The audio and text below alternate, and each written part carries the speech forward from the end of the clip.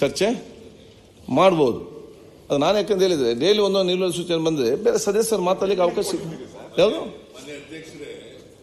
Budget ಮೇಲೆ ಚರ್ಚೆ ಮಾಡಬಹುದು. ಚರ್ಚೆ ಮಾಡಬಹುದಲ್ಲ. ಬಜೆಟ್ ನಲ್ಲಿ ಚರ್ಚೆ ಮಾಡುವಾಗ ನಿಮ್ಗೆ ಅವಕಾಶ ಇದೆ. ದಯಮಾಡಿ ಚರ್ಚೆ ಮಾಡಕ್ಕೆ ಹೇಳಿ.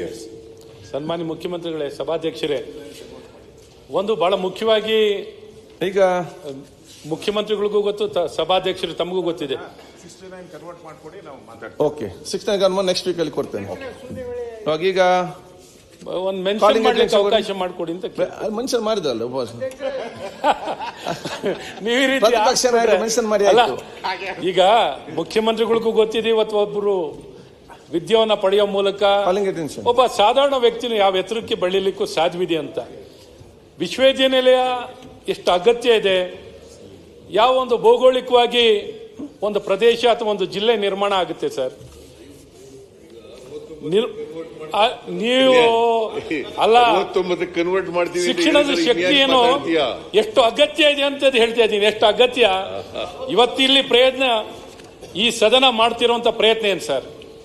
ಒಟ್ಟು ನಾಡಿನ ಸರ್ವಾಂಗೀಣ ಅಭಿವೃದ್ಧಿ ಆಗಬೇಕು.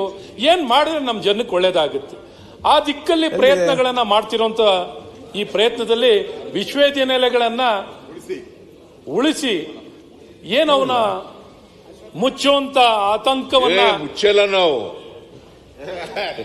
ಏನು ಮುಚ್ಚಕ್ ಹೋಗಲ್ಲ.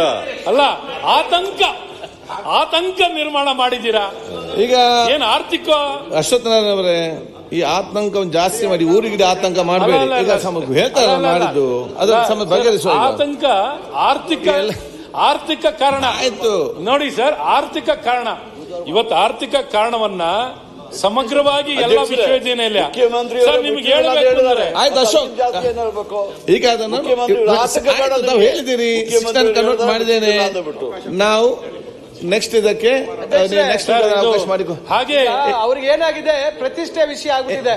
ನಮಗೆ ಅದು ಏನೋ ನಮ್ಮ ಉನ್ನತ ಶಿಕ್ಷಣ ಸಚಿವರಿಗೆ ಬೇರೆ ಬೇರೆ ಕಾರಣಗಳಲ್ಲಿ ಬಜೆಟ್ ಅಲ್ಲಿ ಯಾರು ಮಾತಾಡ್ತಾರೆ, ಅವ್ರೇನು ಪಾಪ ಅವರಿಗೆ ಈಗ ಸಿದ್ದರಾಮಣ್ಣ ಅವ್ರ ಕ್ಯಾಬಿನೆಟ್ ನಲ್ಲಿ ಚೆನ್ನಾಗಿ ಟ್ರೈನ್ ಆಗಿಲ್ಲ, ಅದೇ ಪ್ರಾಬ್ಲಮ್ ಆಗಿರೋದು. ಹೊಸದಾಗಿ ನೀವು ಸಚಿವರು ಮಾಡಿ ಬಹಳ ಪ್ರತಿಷ್ಠೆ ತಗೊಂಡ್ಬಿಟ್ಟಿದ್ದಾರೆ. ನೀವು ಸ್ವಲ್ಪ ಟ್ರೈನಿಂಗ್ ಕೊಡ್ಬೇಕು ನಮ್ಮ ಸ್ನೇಹಿತರು.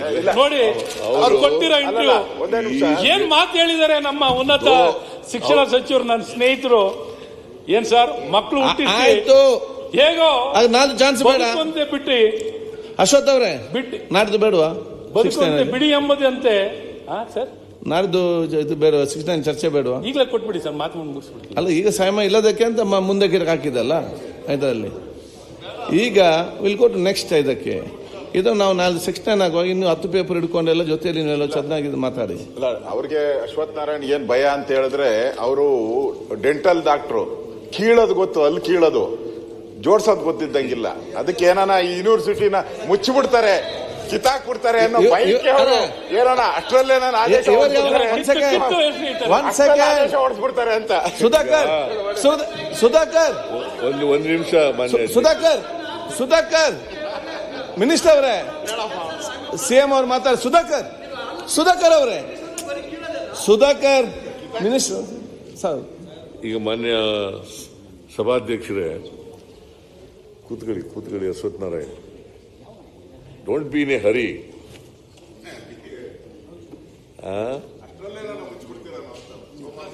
ನೋಡಪ್ಪ,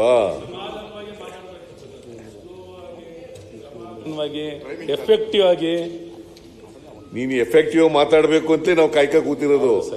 ಹಂಗ ಆಗ್ಬೇಕು ಅಂತ ಪ್ರಯತ್ನ ಮಾಡ್ತಾ ಇದ್ದೀವಿ, ಆಗ್ಬಿಟ್ಟಿದ್ದೀರ ನೀವು. ಓಕೆ. ಈಗ ಮಾನ್ಯ ಸಭಾಧ್ಯಕ್ಷರೇ, ಹೊಸ ಯೂನಿವರ್ಸಿಟಿಗಳು ಏನು ಹೊಸದಾಗಿ 7 ಮಾಡಿದ್ದಾರೆ ಅವರು. ನಾವು ಯಾವ ಯೂನಿವರ್ಸಿಟಿಗಳನ್ನು ಕೂಡ ಮುಚ್ಚಲ್ಲ. ಮುಚ್ಚಬೇಕು, ಅದನ್ನ ಮುಂದುವರಿಸಬೇಕೋ ಬೇಡವೋ ಅಂತೇಳಿ ಒಂದು ಕ್ಯಾಬಿನೆಟ್ ಸಬ್ ಕಮಿಟಿ ಮಾಡಿದ್ದೀವಿ. ಡೆಪ್ಟಿ ಚೀಫ್ ಮಿನಿಸ್ಟರ್ ಅದರ ಅಧ್ಯಕ್ಷರಾಗಿದ್ದಾರೆ. ಅವ್ರು ಇನ್ನೂ ವರದಿ ಕೊಟ್ಟಿಲ್ಲ. ಆ ವರದಿ ಕೊಡೋಕ್ಕೂ ಮುಂಚಿತವಾಗಿ ಅವ್ರಿಗೆ ಆತಂಕ ಶುರುವಾಗಿದೆ. ಗೊತ್ತಿಲ್ಲ ನನಗೆ. ನಾವು ಮುಚ್ಚೋದಕ್ಕೆ ಹೋಗಲ್ಲ, ಮುಂದುವರಿಸಬೇಕಾ ಬೇಡವಾ ಅಂತಕ್ಕಂಥದ್ದು ಅದನ್ನು ಮಾಡಿರ್ತಕ್ಕಂಥದ್ದು. ಯಾಕಂತಂದ್ರೆ ಕೇಳ್ರ